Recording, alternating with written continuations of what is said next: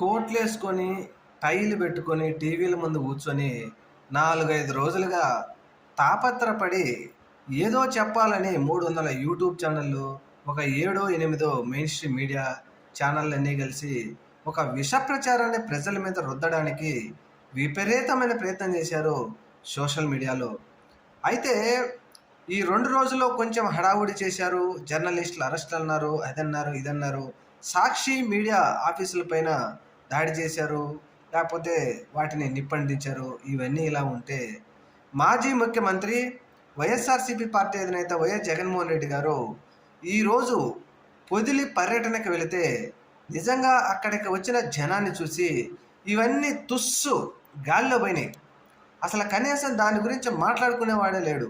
అధికార పార్టీలో ముఖ్య నేతలు కూడా ఇవన్నీ మర్చిపోయి, అయ్యో జగన్మోహన్ రెడ్డి గారికి ఏంటి ఇంత జనం, అంటే నిజంగానే మనం ఈవీఎంల ద్వారా గెలిచామా, మనకు తెలియకుండా చంద్రబాబు నాయుడు నిజంగానే ఈవీఎంలు మేనేజ్ చేశాడా అనే అనుమానం అధికార పార్టీ నేతల్లో, ఎమ్మెల్యేల్లో వస్తుందని ఒక విశ్వసనీయ సమాచారం.